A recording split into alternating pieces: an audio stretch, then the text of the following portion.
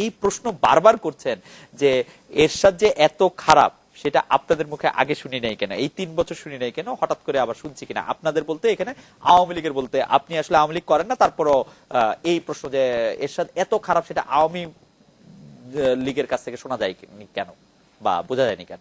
দেখুন, এরশাদের স্বৈর শাসনের সময় আওয়ামী লীগের নেতা কর্মীদের ভোগান্তি নির্যাতনের শিকার হওয়ার সংখ্যা কম নয়।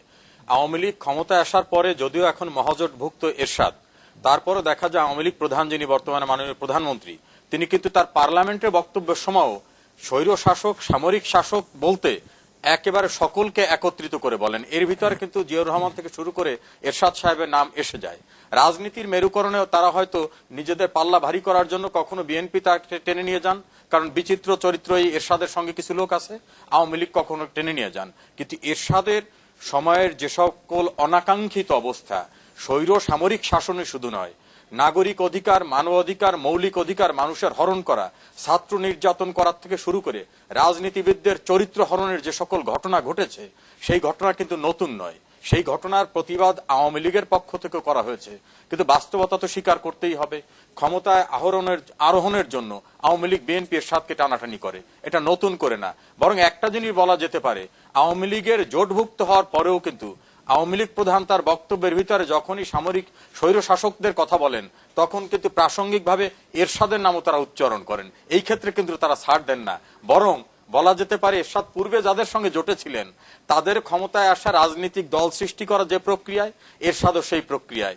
ওই তুষার ভাই বলেছেন তাদের কনস্টিটিউশন, দুইটা দলের আপনি তাদের আইডিওলজিক্যাল অবস্থান যদি দেখেন, তাদের রাজনৈতিক স্ট্রাকচার যদি দেখেন, সবকিছুতে কিন্তু পরিপূর্ণ সামঞ্জস্যপূর্ণ আছে।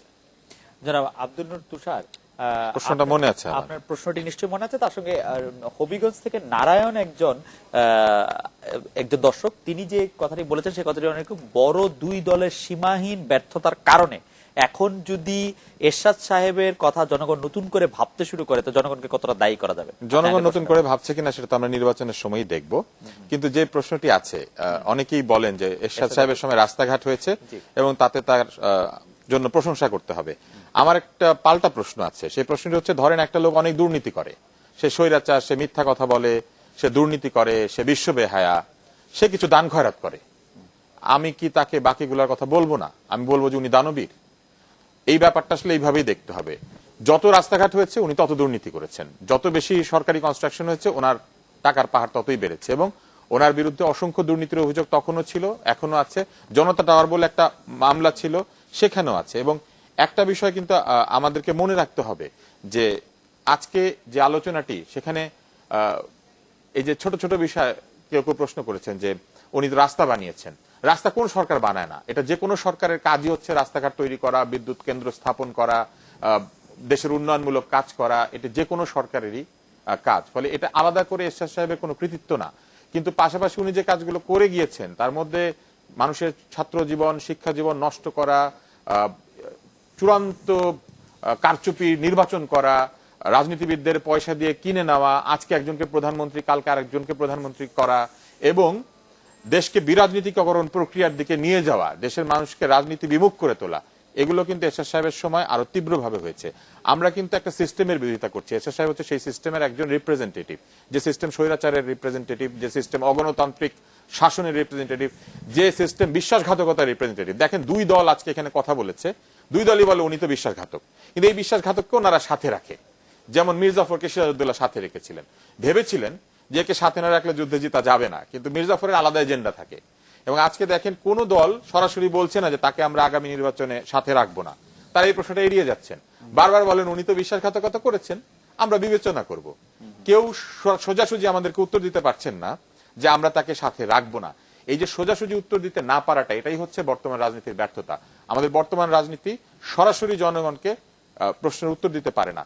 এরশাদ সাহেবের শুধু একটা প্রশংসা করি, উনি এত খারাপ কাজের মধ্যে একটা কাজ করেছিলেন, উনি ডাকসু সহ বিভিন্ন বিশ্ববিদ্যালয়ে ছাত্র রাজনীতিতে নির্বাচন অনুষ্ঠান করতে দিয়েছিলেন। কেন করেছিলেন এটা জানি না, যে কোনো কারণে উনি দিয়েছিলেন। আজকের রাজনীতির সবচেয়ে বড় ব্যর্থতা হচ্ছে ভবিষ্যৎ রাজনৈতিক নেতৃত্ব তৈরি করার জন্য গত 20 বছরের বেশি সময় ধরে বাংলাদেশের কোন ছাত্র সংগঠনে তারা নির্বাচনমুখী রাজনীতি করে না। কোথাও ছাত্র সংসদ নির্বাচন হয় না বিশ্ববিদ্যালয়গুলিতে, বিশেষ করে পাবলিক বিশ্ববিদ্যালয়, যে কারণে ছাত্র নেতারা ছাত্রদের কাছে জনপ্রিয় হওয়ার চাইতে নেতা নেত্রীর কাছে, মন্ত্রীর কাছে এলাকা ভিত্তিক জনপ্রিয়তা তৈরি করার জন্য তোষামোদী করেন।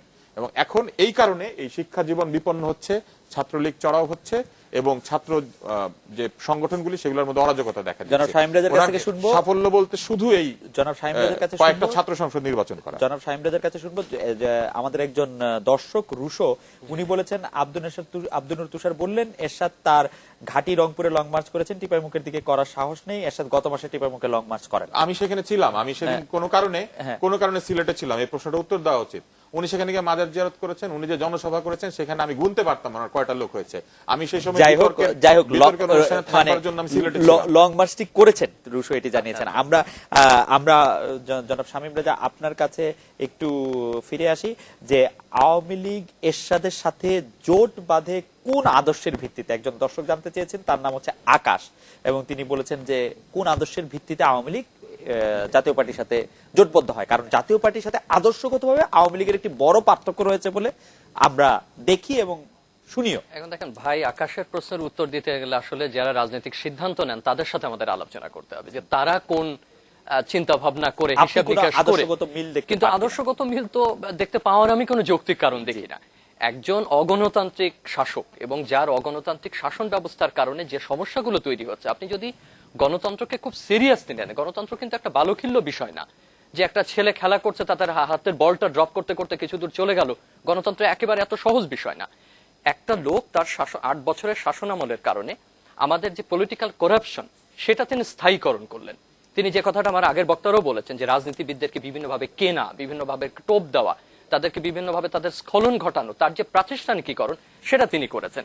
তার সময় আপনি দেখেন যে ইনস্টিটিউশনাল ডেভেলপমেন্ট, যে কথা আমি আগেও বলতে চেষ্টা করছিলাম, যে একটা গণতন্ত্র বিকাশের জন্য, একটা দেশের সামগ্রিক বিকাশের জন্য যে পলিটিক্যাল ইনস্টিটিউশনস গুলো তৈরি হওয়া দরকার ছিল তার স্বাভাবিক বিকাশ ঘটেনি। এবং 8 বছর একটা দীর্ঘ সময়, একটা গণতান্ত্রিক ভাবে নির্বাচিত সরকারও তো 8 বছর থাকে না, 5 বছর পরে তাকে তোড়জোড় করতে হয়। তার সময় এক ধরনের বিকেন্দ্রীকরণের কথা বলে, যেমন রাস্তাঘাটের কথা লোকজন প্রায় বলে থাকেন। রাস্তাঘাটে এমনিতেই হতো, ওটা উন্নয়ন পরিকল্পনার অংশ ছিল।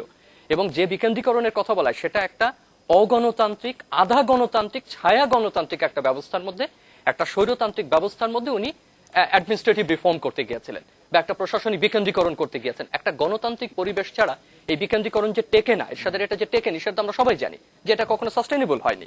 এবং তার সময় যে অন্যান্য যে বিষয়গুলো যদি বলেন, এই যে ধর্মভিত্তিক রাজনীতির কথা, ধর্মভিত্তিক রাজনীতিকে প্রণোদনা দেওয়া, এগুলো কার সময় দেওয়া হয়েছে?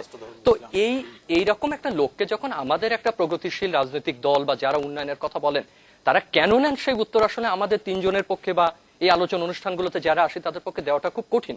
তবে একটা বিষয় বলা যায় অন্তত তুষার ভাই, যে সিভিল সোসাইটি কিন্তু আপত্তি জানিয়েছে বিভিন্ন সময়, যারা লেখক বলেন বা যারা সিম্প্যাথাইজার আছেন বর্তমান জোট সরকারের বা আওয়ামী লীগ সরকারের, তারা কিন্তু বিভিন্নভাবে বিভিন্ন পক্ষ থেকে বলার চেষ্টা করেছিলেন যেটা ঠিক হয়েছে। আমরা খুব বেশি সময় পাবো না। ঢাকা বিশ্ববিদ্যালয়ের একজন অধ্যাপক পরিচয় দিয়ে, ঢাকা বিশ্ববিদ্যালয়ের পরিচয় দিয়ে একজন লিখেছেন, আপনাদের টক শো কি এগেইনস্ট জাতীয় পার্টি?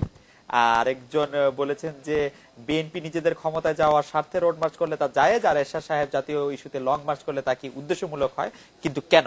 আমরা খুব অল্প সময় পাবো, আমরা সমরেজল করিমের কাছ থেকে এক লাইন শুনতে চাই। আমি যে বিষয়টা বিশ্বাস করি সেখানে কিন্তু মৌলিকভাবে জাতীয় পার্টি না, প্রাসঙ্গিক বিষয়টি ছিল অবৈধভাবে ক্ষমতা দখল করা, সামরিক স্বৈরশাসক হিসাবে গণতন্ত্রকে হত্যা করা, রাজনীতিকে বিরাজনীতিকরণ করার সঙ্গে যারা সম্পৃক্ত তাদের একটা সিম্বলিক আলোচনা এরশাদ সাহেব আসছেন। যারাই ক্যান্টনমেন্টের ভিতর থেকে সে ক্ষমতা দখল করছেন, গণতন্ত্রকে হত্যা করেছেন, গণতন্ত্রের ধ্বজাধারী অবস্থান নিয়েছেন, আমাদের আলোচনায় বিষয়টা কিন্তু সেখানে প্রাধান্য ছিল। জনাব আব্দুল নূর তুষার, আপনার কথার সাথে একমত, মানে প্রায় একমত পোষণকারী একজন আমাকে উদ্দেশ্য করে একটি মেইল লিখেছেন, তিনি রাসেল, যে to Khaled, you have chosen a wrong topic today cause we don't have any doubt how behaya he is. তো আপনি না, আসলে দেখেন, এই যে মানুষ ভাবছেন বা সবাই ভাবছেন এবং আপনারাও প্রশ্ন করেছেন যে দলগুলি তাদেরকে কেন সাথে নেয়, আমার কাছে একটা সহজ উত্তর আছে। আমাদের দলগুলি ক্ষমতার জন্য রাজনীতি করে, জনগণের উপকারের জন্য রাজনীতি থেকে তারা এই কারণে দূরে সরে যাচ্ছে। আপনি যদি আওয়ামী লীগের ইতিহাস দেখেন, 48 থেকে 71 পর্যন্ত তারা অপেক্ষা করেছেন এককভাবে ক্ষমতায় যাওয়ার জন্য। রাজনীতির লক্ষ্য এটাই হওয়া উচিত। 24 বছর পরেও ক্ষমতা আসলে আপনি জনগণের সমর্থন নিয়ে ক্ষমতায় আসবেন, কিন্তু এখন যেটি দাঁড়িয়েছে সেটি হচ্ছে যে কোনো মূল্যে ক্ষমতা আসতে হবে, ক্ষমতায় যেতে হবে, এবং সেজন্য যার সঙ্গে খুশি তার সঙ্গে জোটবদ্ধ হওয়া, যুথবদ্ধ হওয়া, এটা আমরা দেখতে পাচ্ছি। আজকে শুধু এরশাদ সাহেব কিন্তু এই ভাগাভাগির অংশ না, জামাতে ইসলামীও এটার অংশ। এবং আজকে কিন্তু আমি বিভিন্ন লং মার্চে, রোড মার্চে দেখেছি জামাতে ইসলামী মাথায় পেট্টি বেঁধে তারা এই রোড মার্চ লং মার্চ সফল করছে, আচ্ছা। যেটাই হোক না কেন। সুতরাং এই ক্ষমতার ভাগাভাগি যতদিন থাকবে আমরা আশা করব যে ক্ষমতার ভাগাভাগির এই রাজনীতি সংস্কৃতি থেকে আমরা মুক্তি পাবো। এই ছিল আজকের বাংলাদেশে অনুষ্ঠান নিয়ে আপনার মতামত বা প্রশ্ন পাঠাতে পারবেন আজকে .bangladesh@independent24.tv এই ঠিকানায়। দেখা হবে আগামীকাল এই একই সময়। শুভরাত্রি।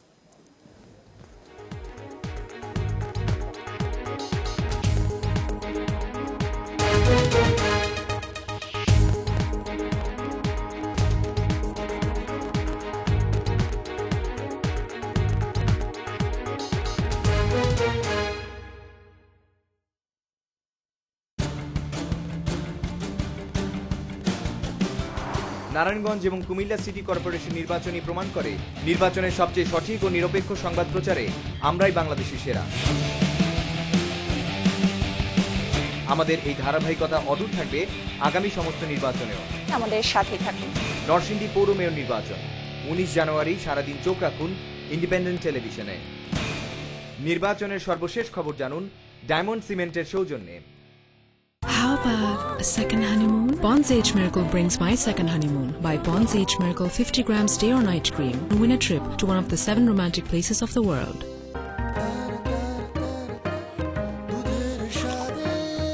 দুধ ক্যালসিয়ামের শক্তি আর ফ্যান্টাস্টিক স্বাদে মিল্কিস biscuit. 8 out of 10 women have perfect hair. Who believes that? At Dove, we understand different hair needs, different solutions. Like last year, I overdid it with styling, and that left my curls really rough. Like what happened to my curls? Then a friend recommended Dove. New Dove Dryness Care with Micro Moisture Serum. Now my curls feel like they're supposed to. Soft. Samia recommends Dove. What about you? Now, with Dove Shampoo, get a conditioner free.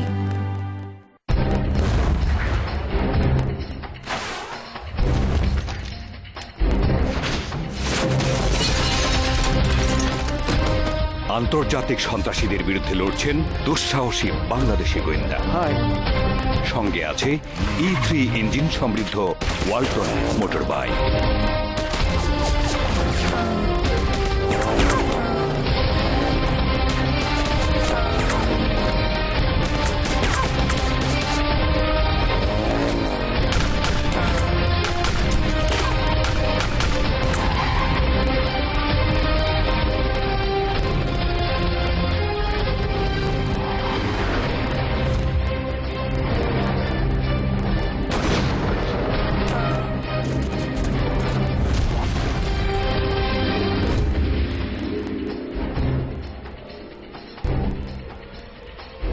Walton, our future.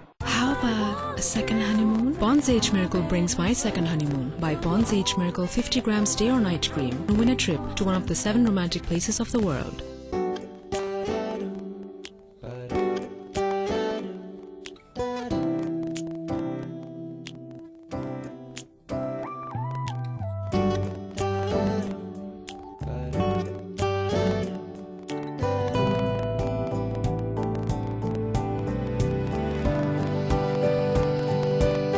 বন্ধুরা জানে বন্ধুর কি পছন্দ।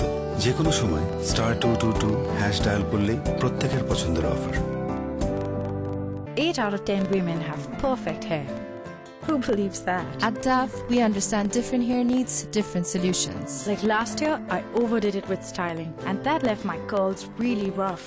Like what happened to my curls? Then a friend recommended Dove. New Dove Dryness Care with Micro Moisture Serum. Now my curls feel like they're supposed to. Soft. Samia recommends Dove. What about you? Now, with Dove Shampoo, get a conditioner free. বাজে filter দিয়ে কামানোর মিস্ত্রি করে না। দূর মিস্ত্রি থাকবো একেবারে শেষ। বাজে ফিল্টার লাগাইবেন পানির চাপে ফাটবো। যান এখনই আরএফএল পিভিসি ফিল্টার নিয়ে আসেন। আরএফএল পিভিসি ফিল্টার স্লটগুলো অটোমেটিক মেশিনে কাটা, তাই কোনো বালি বা কাদা ঢুকতে পারে না। পানি থাকে স্বচ্ছ। আরএফএল পিভিসি ফিল্টার, স্বচ্ছ পানির guarantee data. How about a second honeymoon? Bond's Age Miracle brings My Second Honeymoon. Buy Bond's Age Miracle 50 grams day or night cream and win a trip to one of the 7 romantic places of the world. 8 out of 10 women have perfect hair.